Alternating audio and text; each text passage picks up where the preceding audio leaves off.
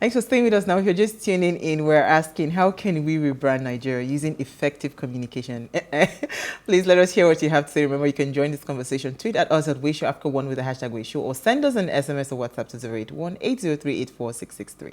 So before we went on a break, I was saying that, there are cases where, as a brand person, the brand promise that you gave to your clients or to your customers, you didn't meet up, right? So you are supposed to, how do you go back to say, you know what? Because taking a cue from what Uti said about building trust, because I think the biggest issues that we have in Nigeria today, why are you smiling at me? Is that we don't trust Nigeria as a brand. We do not trust the Nigerian dream. We don't trust anything about Nigeria, because it seems like Nigeria consistently fails us.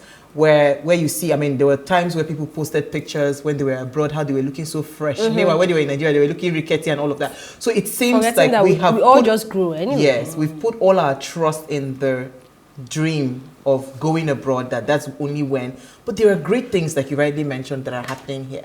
So if you as a brand person, you've made a mistake, you made an error, how do you go back to your customers, your clients, your citizens, and say, you know what, this was an error, but this is what we need to do, and how do you move from there? Well, even from the brand perspective, that's even far-fetched. You don't need to make a mistake before you. The only thing that is constant in life is change. If it is change, even into say, hey, what's going to be my direction, and you find out that your target audience, they are changing in terms of taste. You need to re-strategize, and that is why you feel that things like we will do a relaunch. You need to do a re-strategize. You need to kind of like reassess yourself, and that is why research is very important. To constantly do, what is the change pattern like? What is the taste pattern? What is the fashion pattern? How do I fit into this? Is this staying in line with that? The only person that cannot make any mistake in life is God. And unfortunately, we are all God, we are all women, we are not perfect. But you need to constantly react. Who am I talking to? What are they saying? What are their expectations? Am I meeting up to that expectation? If not, you repackage. And that's why you have brands that are repackaging, relaunching. It's not like it costs them a whole lot of money. But in doing that, they know they are repositioning for the future, because they have a long haul to travel, and they must be in the right perception of the people. They must be well positioned so that people can relate and interact and react to them. So all of those things are very important. Re-strategize.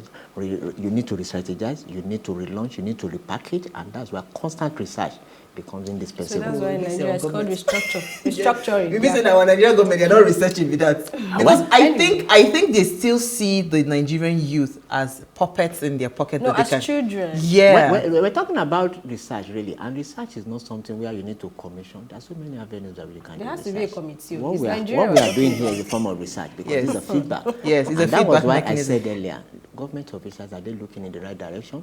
Are they taking the right cue? When they hear some of those speakers, are they open enough to see it from positive perspective, rather than, because when you zero your mind, you will block mind. Even when you see things that will benefit you, you throw it away. Okay, let's talk about the role of media in this restructuring now, rebranding of Nigeria. You said something.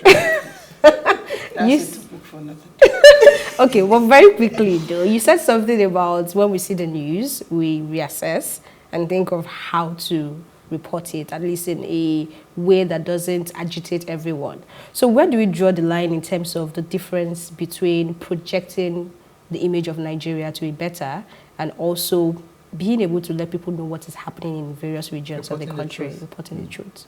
How do you draw the line? Well, I think for me, really, you guys are communication experts, but there's a difference between saying, 10 people dead, than saying, 10 people dead today because of SY death, understanding the reason why. That puts things in perspective. Okay. Oftentimes, there's some information that you just throw it out there, and that is where our media guys, the journalists, need to do a whole lot more. Going behind it, it's not just breaking the news that matter, but understanding what is, because there must be a reason for something.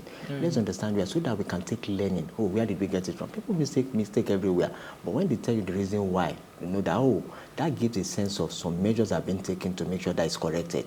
Not that we just drop it in the media space and people form opinion to say, hey, it gets to a point right there, the kind of news you hear in the media space, is life still valuable in this country? Because the way it's just drop, and everybody, I begin to ask. But we need to put this in context to say, hey, what is leading to what? What are the measures being taken to guide against?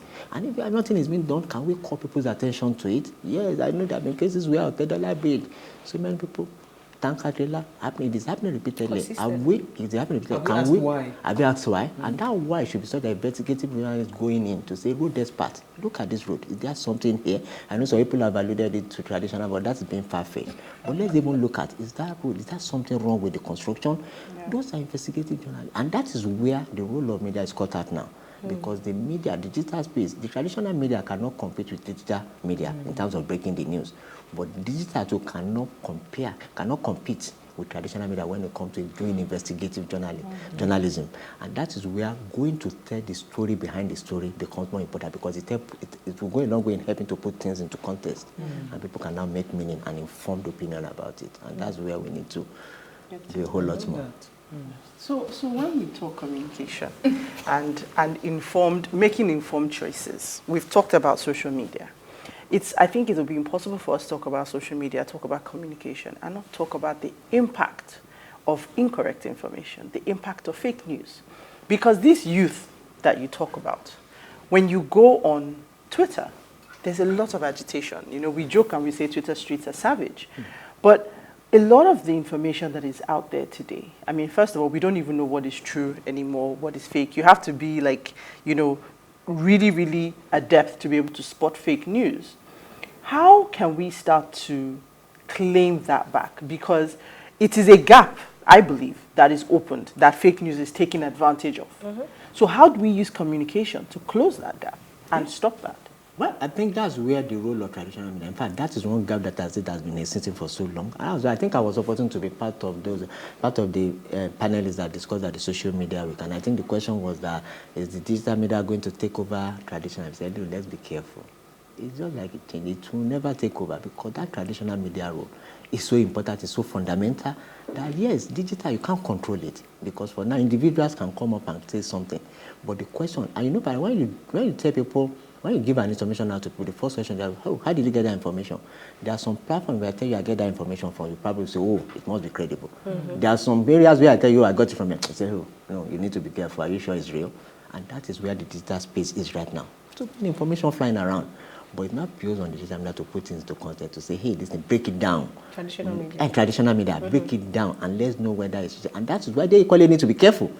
Because God did people, and like you said, the Twitter space is a so you need to actually be careful to be sure that you are always verifying your information. It might take time. Don't worry about the time, but you must do it in such a way that when you come out with that fact, people know that is the only gospel. And that is where credibility comes in. There are some platforms, you mention, oh, I got the news from this platform today. People will give you, oh, I think I believe it by 99.9%. It's nothing, it's about positioning, like I said earlier. It's not what you do to the product, it's what you do to people's mind. There are cases where even when somebody makes a mistake, you probably will make an excuse for that person. Yeah. Because over time, you will find it consistently to be on top. And it has to be deliberate, it has to be intentional, it has to be purposeful. To be, hey, before I break this in, I will take my time. But I know when I come out with that news, nobody will fault it, and it's going to be so comprehensive that others will even feed off what I've come up with. So I want to go to that part where all the time I see it play out, where a Nigerian company will break a news. We don't take it seriously until an international media house comes and breaks the news. Why is that? Why is that so? You know, because, you know, as a communication expert, do you think that it's still going back to the distrust that we have for the Nigerian brand? Because I remember, because when you're talking about investigative journalism, remember that fire that happened in Festac? I think, was it Festac that the BBC did the comprehensive forensics? They did all the, I mean, they were showing drone shots and all of that. And it seemed like, okay, you know, it's reliable. Then all of a sudden government came and said, no, that was not the reason, but let's leave government aside. You know, but there is always this constant trust of a foreign brand, right? A foreign narrative, comparing that to the Nigerian. So if a Nigerian media house should break a news, nobody takes it seriously. But when it's coming from a foreigner, so how can we, you know, how can we breach that, or how can we close that, you know, that gap? Well, I think that would still be there, because like I said, we need to change our orientation. It goes down to us. And let me relate it to what our even local players do, footballers. When they are ahead, we celebrate them. Look at, we have a top goal scorer under the Nigerian Premier League right now. Do you know the person? No. But like, if you open the phone line and tell me the top goal scorer in EPL, Nigerians will readily call it. We celebrate something from outside more than our own. And it's unfortunate. We are sitting on gold mine. So we need to constantly say how we celebrate that. And that is why it is important for the local media to say how they... And it's consistency. You know, like I said something about it being deliberate, being planned, and doing it consistently. You can't... You see, the respect you ask for is usually the one you don't deserve. If you truly deserve it, even your enemy will give it to you. Okay, you get, when you see somebody telling you, don't you know who I am, the person is nothing. If you are something, who will be the one telling you? Yeah. This is who you are, and that's where we'll get to. And you need to do it consistently. This news, I heard it from here. Oh, these people say, and that's why we need to equally have opportunity of showcasing ourselves. Where we are the first in breaking it. If you have opportunity of saying it because you hold the platform. Breaking news. We broke it first, and you can actually learn, and we are doing a follow-up. Because for some of us who will break the news, yes, you are the first to break it. The foreign media won't have access to you, the local, you will have more. So let's be consistent. Let's do a whole lot more. This news that we brought to you first, we are giving you a follow-up on it so that they know that they broke it first. And that is how you get, because you need to, you see, in communication, you can never over-communicate. It's even better for you to claim it before, because if you don't claim it, somebody who does not own it will probably claim it. And Nigeria, people they are watched with information. So meaning that whoever they see it with is when they go with. So you need to constantly reinforce that fact. We broke it first, and this is a follow-up to it, and you are consistently and you are seen to be in the right space by making sure that it's credible, it's factual, and of course, you lay right to it. And over time, they will allude it to you to say, look, if it's coming from that source, I think to a large extent, consistently, they've proven themselves. So you need to command that respect. So one of... Okay, go ahead. I was just going to just quickly chip in there that when we talk about communication, different types of communication for different audiences, one of the problems that we have had when we talk about politics in Nigeria is when we call for change, they say the change is not for it's not for the elites, it's not for the educated. It's the grassroots. That's where people are sharing rice and you're sharing 200 naira and things are changing. How do we communicate to these people? Because when we talk about Nigeria, that population, that segment of the population, they are the numbers. How do we start to tell? Because those stories, that telling you not to almost like sell your birthright, don't sell the next 4 years for a bag of rice. How do we tell a strong story to the common man that will help us unite? Well, I think, like I said earlier, to understand those people. That segment, that is where our problem lies. Let's understand that. That's where the role of research comes in. I tell you what, those people you talk about, they have their own idols, though. They have their people who speak their language, who know how, and they have their people that they respect. It's just a matter of doing research to identify who are these people. Maybe their local chief, maybe the local musician. Those guys are strong, influential. You see, Nigerians are passionate about what they like. There are some people who just look at you, who are just like you. Any product you touch, they will buy, whether it's good or. We tie it as a brand, and that is why you see some brand taking on brand ambassador. Because they know when that person touches that, people see, they don't want to care whether they just say because this person is doing this. You should sell Funke Akindele to them. She's a grassroots person. She's a grassroots person, and she's positioned herself very well. You see, those are talents that we have that need to be utilized and utilized effectively. Many of those commanders, they know how to speak to them. I said something earlier. What you say is not as important as how you say it. And now you say it might not be as important as it is said. If you bring a professor talking to a mechanic, you are speaking above his head. After your story, we just tell you who say the word. But and letting him know the implication. In fact, the fact that he sees that person at his side and the person is talking to him, his mind is already open to take in the message. And that's what barrier we need to break. Opening them up to be able to penetrate and making sure that we feed them in with the right information. And that also brings in the power of Nollywood. Like It is. the power That they is have actually- is strong. Storytelling Really power. strong. We have the Nollywood, Yeah. we have the comedians in there. We have how do we bring these people to make sure that we utilize them and utilize them effectively? I think of all government parastatal, I must give it to the Federal Inland Revenue Services. I think they happen the only one that I've seen who have sponsored comedy events. And the whole essence is simple. You see, there is no better way to get into people than to read them at their passion point. They come to comedy show, they want to laugh. Why you are laughing? Hey, pay your tax. There's nothing as good as reaching people at their passion point. When they are at their passion point, they are open. They are more or less like, hey, I'm waiting to be tapped. Take advantage of it, tipping your message and tip it in constructively and letting them see reason why and how easy it is. And before you know it, you have their support. And it is one avenue where government needs to explore. Absolutely. And we are out of time. Unfortunately. It's so interesting that when we're having you, I didn't even, please won't take messages. I mean, but thank you so much. But if you had one final thing to say to Nigerians, right? Just communicate some level of hope, to say that, and tell us why it's important for us to be responsible with the words that we say about ourselves and about our country. What would that be? I think it's going to be simple. You see, I will relate it to what Seth Godin, one of the renowned marketing executives, he says, you can never be seen until you learn to see. You can never be seen until you learn to see, meaning you must learn to see opportunity. You must learn to identify opportunity, because when you identify opportunity, it brings in ideas. When it brings in ideas, you come top, and people will naturally see you, celebrate you, interact with you, relate with you, and always have that yearning. So we need to learn to see, so that we can begin to be seen. Absolutely. And that's one key important. Absolutely. So learn to see, so that you can be seen. Begin to see. What's your one final word? Wow. Communication is powerful. The ability to tell the right stories is powerful. I remember the first time I heard Chimamanda speaking about the power of the single story.